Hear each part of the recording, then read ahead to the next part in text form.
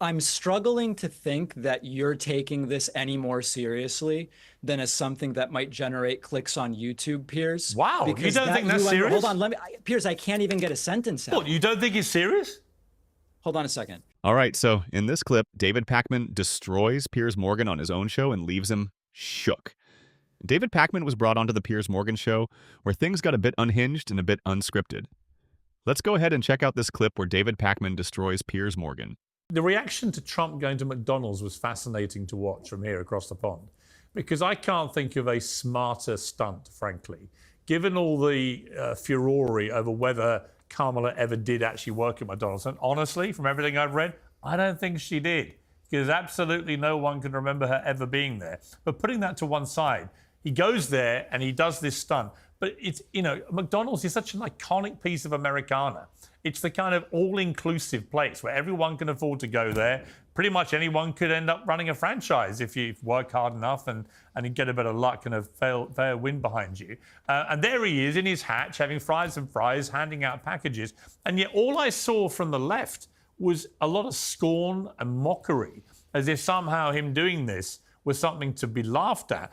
I did not see it that way. I thought this was really smart politics by Trump. And actually what the Democrats should have done was just very quickly move on and find something better to talk about, rather than looking like they think this is somehow all rather demeaning, because that's not how regular Americans would have seen it. Discuss. Yeah, listen, I mean, I spoke about this 5 minutes on Monday and I've moved on. So I agree with you. I mean, I'm only talking about it now because you brought it up. I don't think it was as brilliant as maybe you're suggesting. They closed down a store and hurt that store financially on that day in terms of sales. And Trump at the end of the day saw it as something to help him. If he had gone there, well, hold on a second. I'm one sentence in. If he had gone there and said, I put on the apron, I did the fry-o-later, and now I recognize that a $7.25 minimum wage, which has been the same almost 20 years, isn't going to cut it. That would have been really interesting and shown he cares about someone other than himself. Instead, it was about rehearsed drive-through and wearing the apron you see, and David, pretending here's to the know what's problem. going I'm going to jump on. And in it's Kamala you Harris are doing, who said, I support a $15 an hour minimum wage. David, are you familiar with the phrase clutching at straws? I hope that I'm sorry, you glitched. What's the phrase? Does the phrase clutching at straws cross the pond in a way that you understand? Okay, so right off the bat here, it seems like David Pakman and Piers Morgan agree with one another when it came to Orange Man working at McDonald's. I get why Donald decided to work at McDonald's for a day, as it is a good way for him to get good publicity and to kind of take a stab at Kamala, who in past said that she worked there, but turns out she never did. I also think David Pakman has a point regarding how, by shutting down the McDonald's for a day, it was not able to make sales for that day. But I'm sure the location got good publicity and some kind of compensation for him being there. Piers, you brought this topic up. What I'm saying is, other than you saying the only lead. way it could work would be if Trump banged on about the minimum wage. You're missing the point. David, the thing is, I want to play a clip from MSNBC. Obviously, you hate Trump with a pathological violence. But they went out and spoke to people in the street, and this happened. Trump talks about this a lot. He says, Kamala Harris became black when it was convenient. Right. Yeah. Can you talk to me about, do you agree with him on that? Do you feel like she's wearing her blackness? Absolutely. She's sworn into when she swore into the Senate, it was as the first Indian American. Thank you. Which is, it's fine. We don't care. We all know she's not black. Let's understand that. We are all clear of that. But my point of view, like I told you earlier, she's already been there. She's in office right now.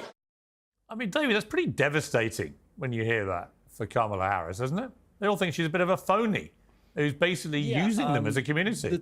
Those two people did say that, but if you look at any public opinion survey, this is not ranking anywhere. And there still seems to be confusion about the concept of being biracial.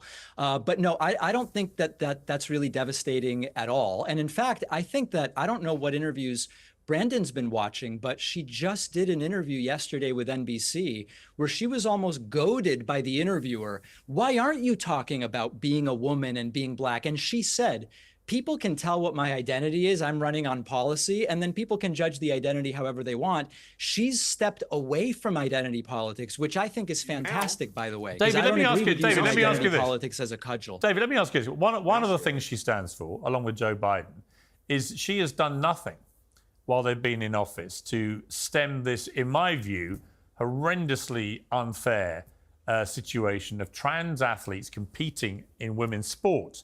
And an astonishing survey has just come out today by the United Nations that reveals that female athletes have lost 900 medals to transgender rivals competing against them in women's sporting categories. This is a UN report. That's 600 female athletes in more than 400 competitions have lost nearly 900 medals in 29 different sports. When the average American sees that both Joe Biden and Kamala Harris now support this unfairness, and that's what it is. It's just unfair. It's nothing to do with being transphobic or anything else. It's just unfair. And when it's supported by a report like that from the UN, that's one of her problems too, is that people think they're supporting the indefensible. They lack basic common sense. What do you say to that? I mean, come on, this whole race thing with Kamala is out of hand. At one point in her career, she said that she was Indian. Now for the election, she is saying that she is black. It just seems as though she says whatever she can to have things swing in her favor. I mean, you can't really blame her though. Who wouldn't do that? But at the same time, it can come off as untrustworthy and credibility can decline because of it. I'm struggling to think that you're taking this any more seriously than as something that might generate clicks on YouTube, Piers. Wow, you don't think that's serious? Hold on, Piers, I can't even get a sentence out. What, you don't think it's serious? Hold on a second.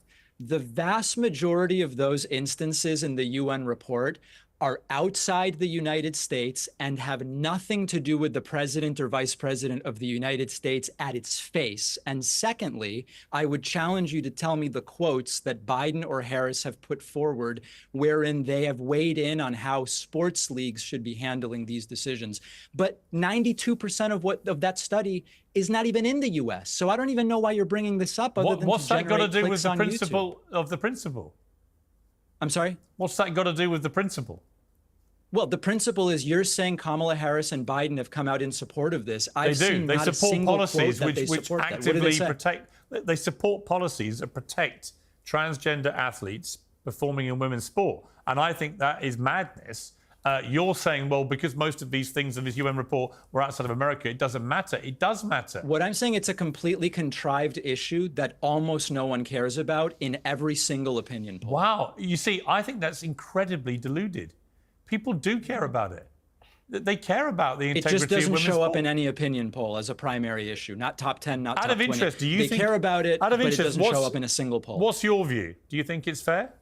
I think this back and forth between David Pakman and Piers Morgan is pretty interesting. I do appreciate how Piers is letting David speak without interrupting him.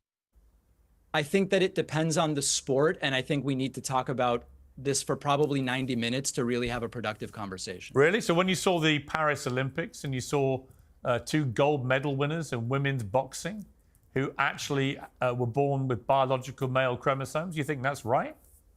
That is not the truth as far as I understand it. Really? I don't know who you're talking about. If you can name them, then maybe we can get into more detail. Well, you know what I'm talking about. It was well publicized. Well, tell me. Tell me who you're talking about.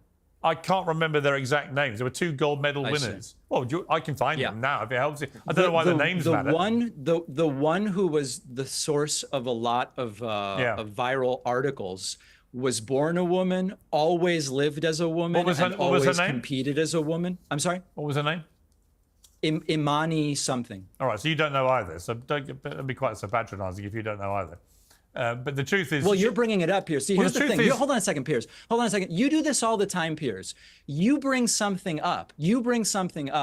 And then you evaluate your guest's opinion as to how much it matters. You brought it up. If it doesn't actually matter, don't bring it up. No, just to be clear, you were haranguing me for not remembering the name. I said the name's irrelevant. What's relevant is whether the gold medal winners have biological male chromosomes when they're getting into a boxing ring they do not. and punching women in the face so hard that one of the women competitors, a female, quit after 45 seconds. Yes, because she'd never been hit that hard. There is nothing to the story that the boxer that prevailed was ever a man. Wow. Just nothing. And yet you know that there's no evidence of it. It was a viral right-wing story based on nothing. Hang on, you know that boxer was banned from the World Championships precisely because there is evidence. You know that, right? Yes. Do you know the details of that, Piers? Do you know? Tell the full story. Go ahead, tell the full story. That boxer was banned, along with the other one, from the World Championships because it has been reported that they tested positive for male chromosomes, right? If you know better, Yeah. tell me. That's not the full. I do know better, and I will tell you. That was done by a Russian lab who had an interest in disqualifying her because it jeopardized the undefeated record of a Russian boxer. It's just, that's all they have, and it's totally debunked. Piers, I thought you were better than this. It's not debunked, and you'll regret saying that because it's true. Let me go to Kevin. Kevin, I have a common sense test. David Pakman was being kind of petty asking Piers Morgan if he knew the names of the actual swimmers. I mean, at the end of the day, who cares what the names of the swimmers are? It does not matter at all. Piers and David Pakman should just focus on the actual topic at hand here and not something so meaningless such as names of people. But anyways, what do you guys think about all this? Let me know down below. And if you like this kind of content, be sure to leave a like and subscribe. Take care.